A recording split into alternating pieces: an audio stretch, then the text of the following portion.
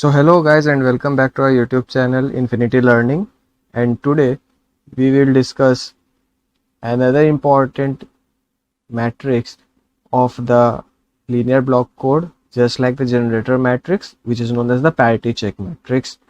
So a parity check matrix denoted by H of a linear code C is a generator matrix of the dual code C dash. In simple words, it can be represented as this equation, which says this means that a code word C is in C if and only if the matrix vector product satisfies this equation. C into H transpose is equal to 0, where C is the linear code and HT is the transpose of the parity check matrix. If this condition is satisfied, the H matrix is known as the parity check matrix. Now, in simpler words, we can define the parity check matrix as a parity check matrix is a matrix which describes the linear relations that the components of a code word must satisfy. So, in simple words, it is a matrix which describes the linear relationship that a component of code word must satisfy. So, one of the major applications of the parity check matrix is the decoding of algorithms. It is used in various decoding algorithms. Now, we know the generator matrix is represented by G, and it can be of the format parity bits and then identity matrix or unit matrix, or in the first place there will be unit matrix and after that there will be parity matrix. Basically the matrix, the bits, the sequence of bits. So if G is given, we can easily find out what the value of H will be. So H will be equal to I of n minus k and after that P transpose. So this means if P is in the first place in the G matrix, so P will be in the second part of the H and it will be transpose, and In minus k means the unit matrix will be of the order n minus k. Suppose that if G has the identity matrix part like 3 cross 3, it's not compulsory that this will also be 3 cross 3. If the parity matrix order changes, then the identity matrix order changes accordingly.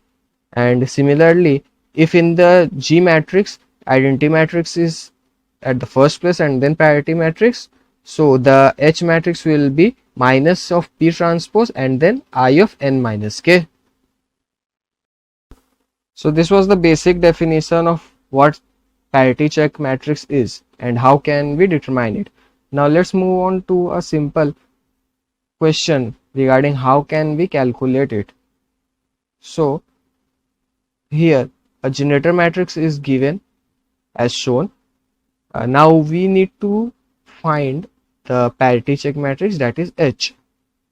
Now as we discussed, if G is given, we can easily find out the matrix H. So first we need to determine in the G matrix which part is the parity bits and which part is the identity bits. So here you can see that this part 1 0 0 0 1 0 and 0 0 1 follows the identity matrix pattern. So this will be the identity matrix part, and the first two columns will represent the parity bits. So we see that the G is in the form first parity bits and then identity matrix. So simply H will be of the format I of n minus k and after that P transpose. So now we need to find what will be the P transpose. So P is 1 0 1 1 and 0 1. So P transpose will be 1 1 0 and 0 1 1. So the order becomes 2 cross 3 from 3 cross 2.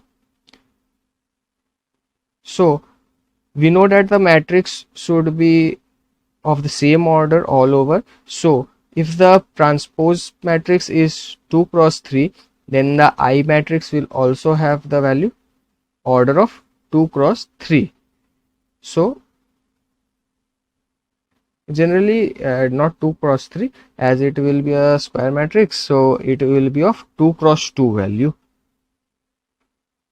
So this will be H is equal to, so the identity matrix will be of dimension 2 cross 2, so 1 0 and other one will be 0 1, and after that the transpose part of the parity bits will be added, so 1 1 0 and 0 1 1.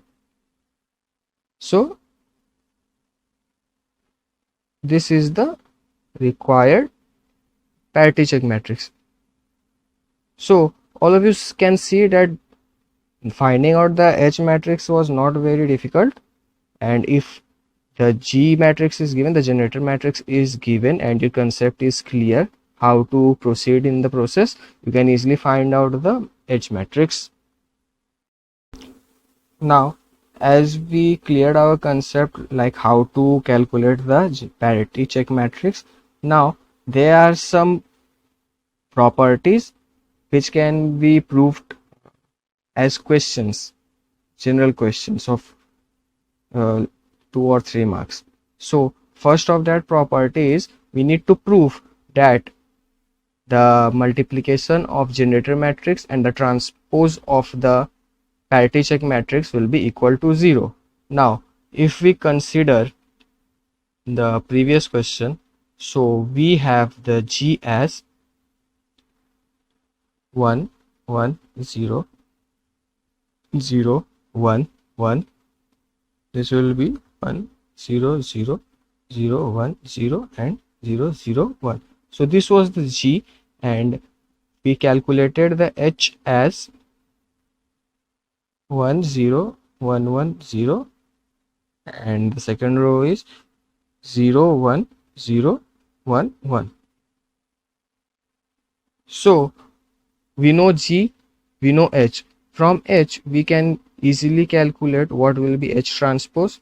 So the rows and columns will be interchanged. So this will be 1 0 0 1 1 0 1 1 and 0 1. So we got the value of G and we got the value of H transpose. So now by simply multiplying it, we can get 1 1 0 0 1 1 1 0 0 0 1 0 0 0 1, and this will be, this is 3 cross 5, and it will be multiplied with 1 0 1 1 0, and this will be 0 1 0 1 1. This is 5 cross 2. So multiplication is possible as these are 5s and they are equal. And as I already told you that in this subject every addition or subtraction is a modulo addition subtraction. So you need to remember that point. It's not normal, it is XOR operation. So this will come up as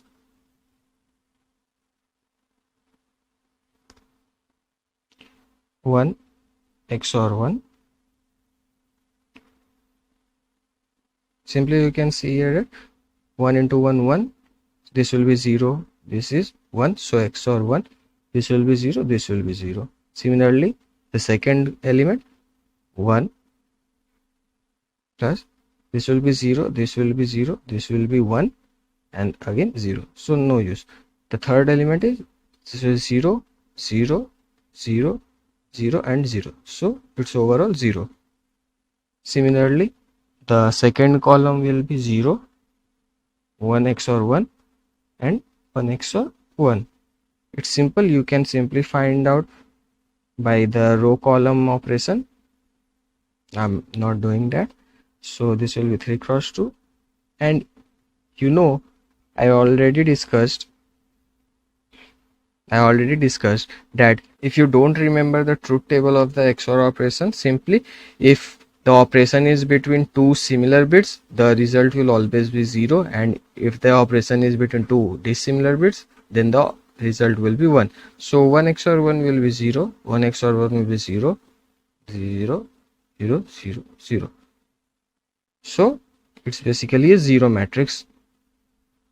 So we got the result as G into H transpose is equal to 0, which was the question, and it is now proved. So this is one of the important, you can say, the property of the parity check matrix. Similarly, the second question is given as if the code vector transmitted through the channel is given, and this is the code vector V. So we need to prove that V into H transpose is equal to 0. So similarly, like the previous question, we know H transpose, we know V. V is 1, 1, 0, 1, 0. And H transpose we already calculated, that is 1, 0, 1, 1, 0. And this will be 0, 1, 0, 1, 1. So we need to simply multiply it. So this will be 1, 1, 0, 1, 0. And this will be 1, 0, 1, 1, 0, 0, 1, 0, 1, 1. So just simply multiply it and perform the XOR operation. So this will be 1, 0, 0, this 1, and again 0. So completed. And the second one will be 0, this is 1, 0, this is 1, and again 0. So 1 XOR 1 will be 0 and 1 XOR 1 will be 0. So this is a 0 matrix. So V is into HT is equal to 0. So this we are required to prove, and it is proved. So this is the second property of the parity check matrix. So from this discussion, you can observe that if the generator matrix is given, you can easily find out the parity check matrix, and the similar goes for vice versa. So you can make a conclusion that the generator matrix and the parity check matrix are important for each other. They are dependent on each other, and they both play a very crucial role in this subject. So I hope the concept of the parity check matrix as well as the generator matrix is now clear to you all. And until this for today, I hope you liked the video, guys. If you liked the video, please give it a thumbs up, and a sub to the channel will be massively appreciated.